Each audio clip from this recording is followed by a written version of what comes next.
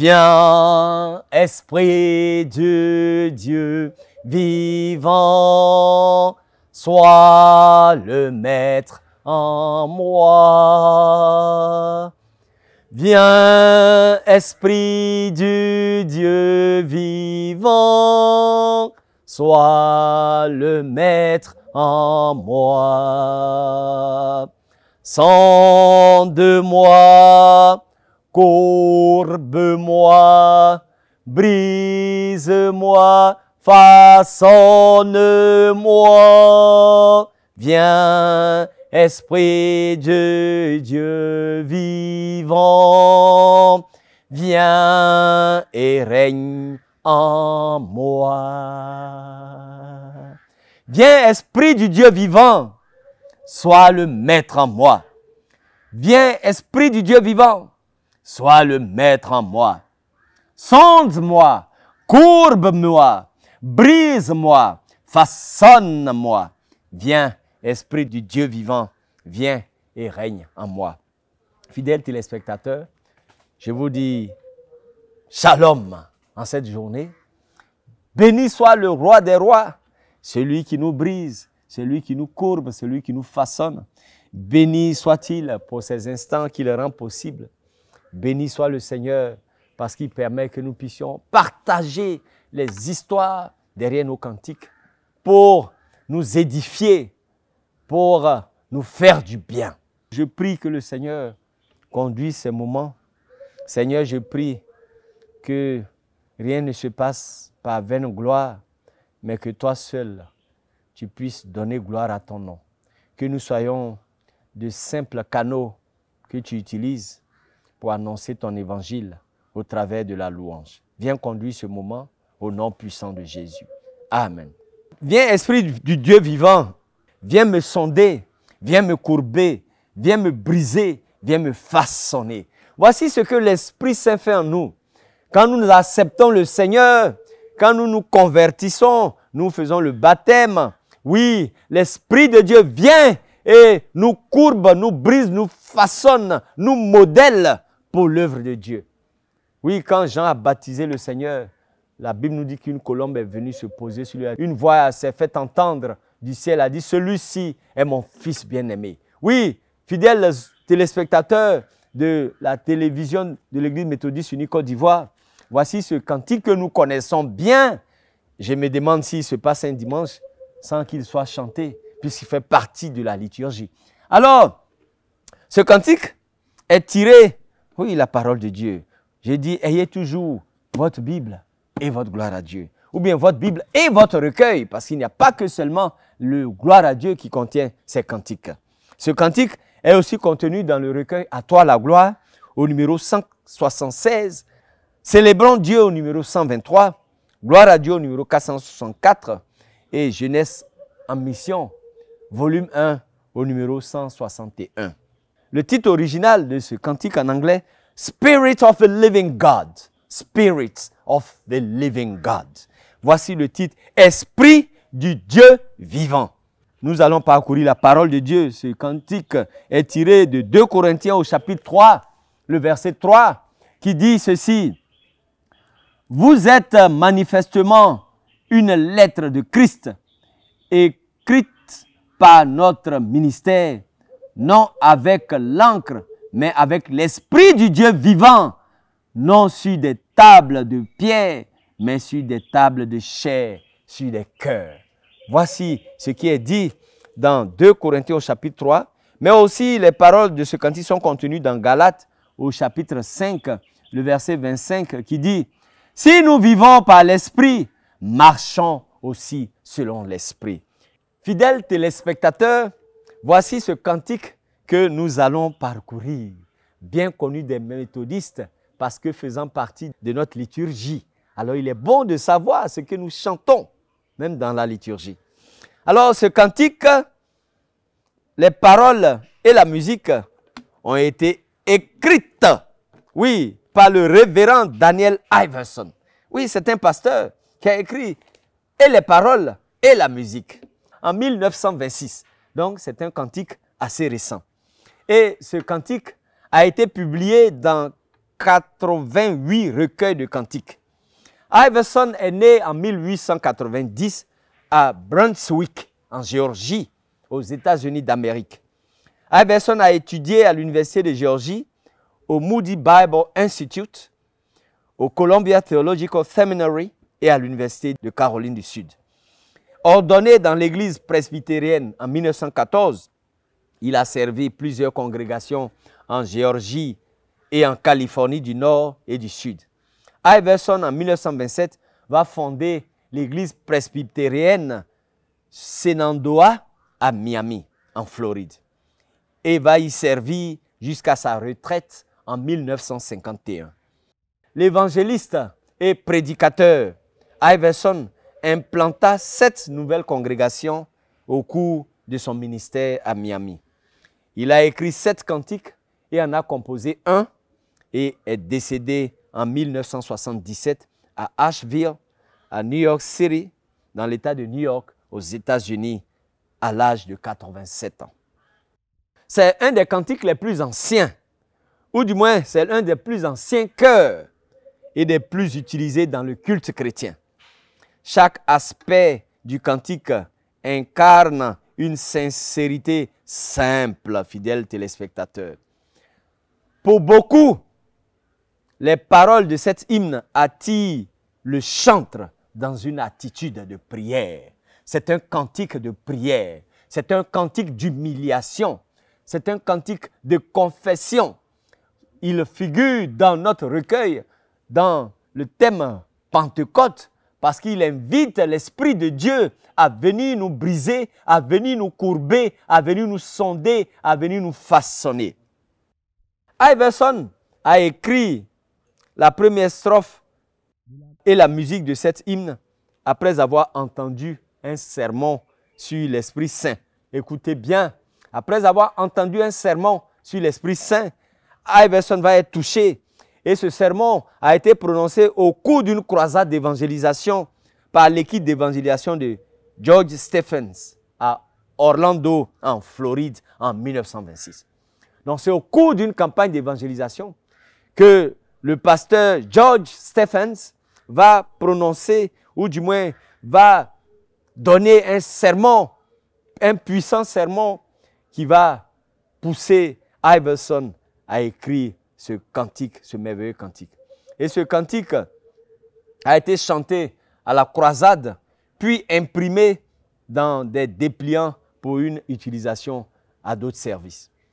Suivons bien, fidèles téléspectateurs, l'histoire de ce cantique.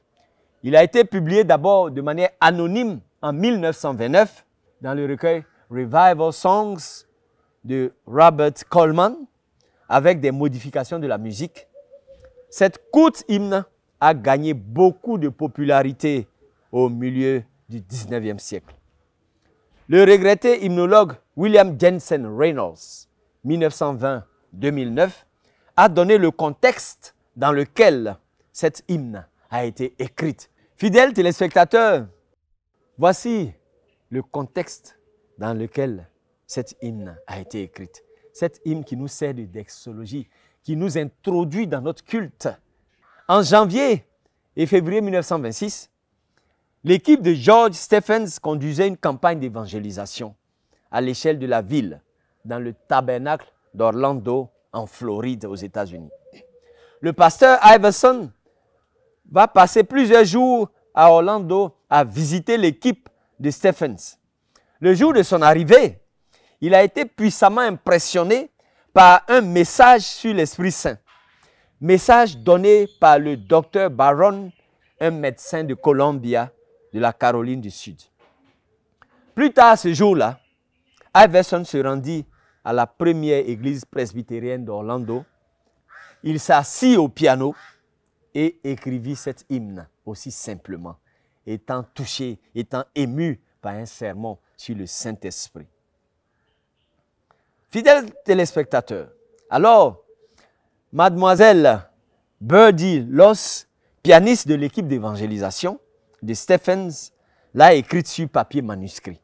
Donc le pasteur a d'abord griffonné sur un papier, assis à son piano, et ensuite la fille du docteur Baron va mettre, n'est-ce pas, la musique que notre auteur Iverson avait écrite de manière manuscrite, elle va bien le transcrire. Ce cantique, oui, écoutez bien, a été écrit sur manuscrit et Powell Lee, le conducteur de la louange de l'équipe, a été aussitôt impressionné. Et l'a enseigné à l'auditoire le même soir dans le tabernacle.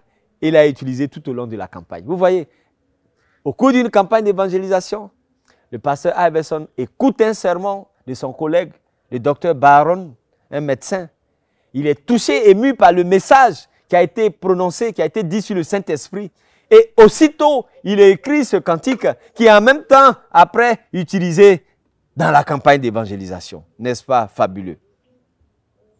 Bien que l'inspiration de l'hymne ne soit pas connue avec certitude, il est probable qu'Iverson connaissait une hymne écrite en 1921 par Adélaïde Pollard, 1862-1934. « Have thine own way, Lord ». C'était le titre du cantique qu'a écrit cette dame qui était basé sur Jérémie 18, verset 6. « Ne puis-je pas agir envers vous comme ce potier, maison d'Israël, dit l'Éternel. Voici comme l'argile est dans la main du potier, ainsi vous êtes dans ma main, maison d'Israël. » Donc, fidèles téléspectateurs, une dame, Adélaïde Pollard, qui a vécu de 1832 à 1934, avait écrit un livre dont le titre est « Have thine own way, Lord », c'est-à-dire « Seigneur, je veux suivre ton chemin », qui était basé sur Jérémie 18, 6, l'histoire du potier et de l'argile. « Esprit du Dieu vivant, souffle à nouveau sur moi, ramollis-moi, fais-moi fondre, transforme-moi, modèle-moi, remplis-moi, comble-moi, utilise-moi pour ton service. » Quand le Saint-Esprit vient, c'est pour nous mettre en mouvement.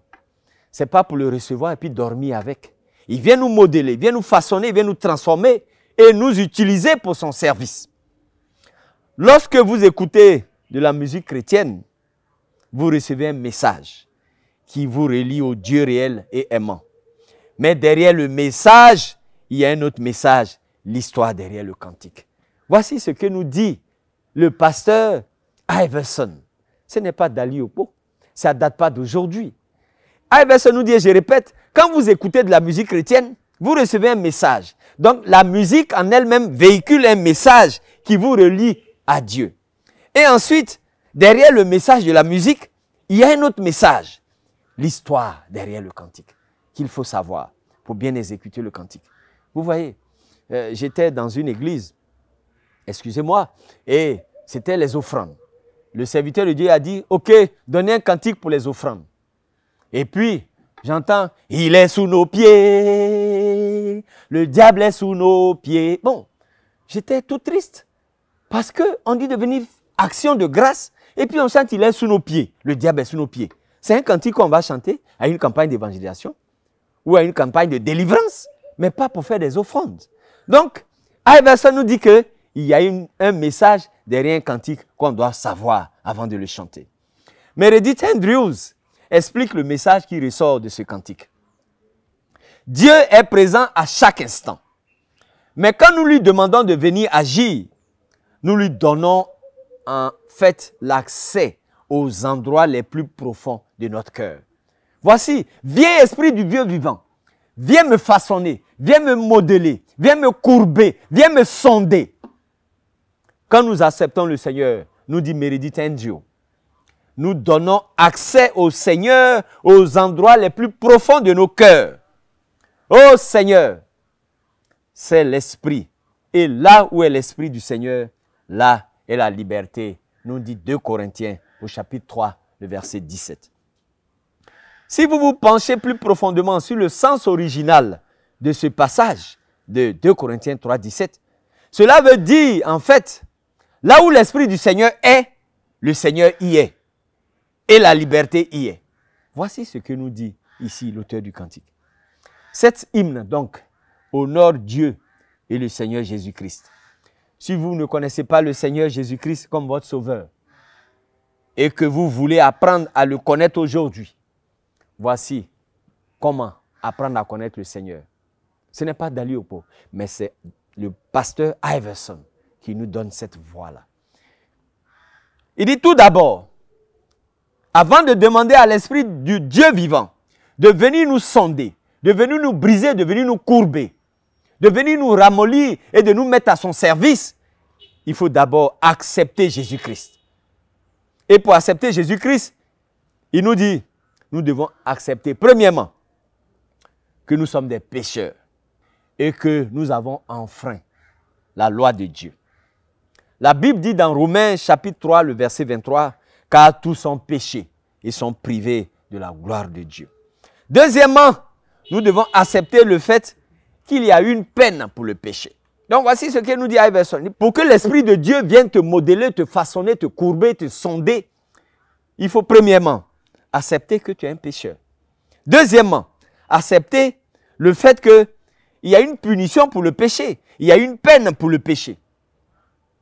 La Bible dit dans Romains 6, 23, « Car le salaire du péché est la mort. » Et enfin, troisièmement, il faut accepter le fait que nous sommes sur un chemin qui n'est pas droit. Il faut accepter le fait que nous sommes sur le chemin de l'enfer. Le mot est lâché. Jésus-Christ a dit dans Matthieu 10, 28. Aussi, la Bible déclare dans Apocalypse 21, 8. Mais les lâches, les incrédules, les abominables, les meurtriers, les impudiques, les enchanteurs, les idolâtres et tous les menteurs, leur part sera dans les temps ardents de feu et de soufre, ce qui est la seconde mort. Voici ce que nous dit la parole de Dieu, fidèles téléspectateurs. Voici ce que nous dit Iverson au travers de son cantique. Nous devons accepter le fait que nous sommes pécheurs. Nous devons accepter le fait qu'il y a une peine pour le péché. Et nous devons aussi accepter le fait que nous sommes sur le chemin de l'enfer. Voici les trois conditions à réunir pour que nous soyons à Christ, qui prouvent que nous avons accepté Christ. Et alors, quand nous avons accepté Christ, nous demandons au Saint-Esprit de venir nous façonner, de venir nous sonder, de venir nous briser, de venir nous courber. Voici le sens de ce cantique. C'est une mauvaise nouvelle parce que, comme dit Apocalypse 21, 8, tous les lâches, incrédules, abominables, meurtriers, ainsi de suite, leur fin sera dans les temps de feu. Ça, c'est une très mauvaise nouvelle. Mais Dieu merci, voici la bonne nouvelle. Jésus-Christ a dit dans Jean 3, 16, « Car Dieu a tant aimé le monde, il a donné son Fils unique, afin que quiconque croit en lui ne périsse pas, mais qu'il ait la vie éternelle. » Croyez simplement dans votre cœur que Jésus-Christ est mort pour vos péchés et a été enseveli et est ressuscité d'entre les morts par la puissance de Dieu pour vous, afin que vous puissiez vivre éternellement avec lui. Priez et demandez-lui de venir dans votre cœur aujourd'hui et il le fera, selon Romains au chapitre 10, versets 9 à 13. Je prie que lorsque nous écoutons ce cantique, viens Esprit du Dieu vivant, je prie que nous entrions dans un lieu d'abandon total et d'adoration du Dieu qui est toujours prêt à nous rencontrer juste là où nous sommes. Alors, il reprit et me dit, c'est ici la parole que l'Éternel a adressée ou adresse à Zorobabel. Ce n'est ni par la puissance, ni par la force, mais c'est par mon esprit, dit l'Éternel des armées, selon Zacharie, au chapitre 4, verset 6.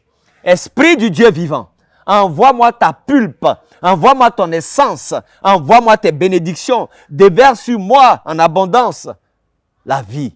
Esprit du Dieu vivant, fais tomber ta pulpe sur moi. Fais-moi fondre, moule-moi, remplis-moi. Esprit du Dieu vivant, fais tomber ta pulpe sur moi. C'est une prière de quelqu'un qui demande à l'Esprit de Dieu de venir en lui, à l'Esprit de Dieu de le briser, à l'Esprit de Dieu de le façonner, à l'Esprit de Dieu de le courber, à l'Esprit de Dieu, oh, que dis-je, de le fondre. Oui, comme l'argile entre les mains du potier. Est-ce que l'argile se plaint-elle de la forme que lui donne le potier? Non, non et non. L'argile se laisse façonner l'argile se laisse transformer. L'argile se laisse donner une forme par le potier. Alors, fidèles téléspectateurs, laissons le Saint-Esprit agir en nous. Écoutons la voix du Saint-Esprit. Laissons le Saint-Esprit agir en nous. Laissons le Saint-Esprit nous façonner. Laissons le Saint-Esprit nous courber. Laissons le Saint-Esprit nous briser. Laissons le Saint-Esprit, nous faire fondre comme la cire au feu. Laissons le Saint-Esprit nous faire fondre. Que Dieu nous garde. Et si le Saint-Esprit est avec nous, alors nous pourrons aller à la mission que Dieu nous a donnée. Il dit, je vous enverrai mon esprit et vous irez. Alors, la condition pour aller, c'est d'attendre de recevoir l'esprit. Que le Saint-Esprit nous transforme. Voici le message de ce cantique. C'est pour cela qu'il est dans notre recueil, dans la rubrique Pentecôte, l'effusion du Saint-Esprit. Que Dieu nous garde, que Dieu vous garde. Et d'ici à notre prochaine rencontre, soyez bénis au nom puissant de Jésus. Amen.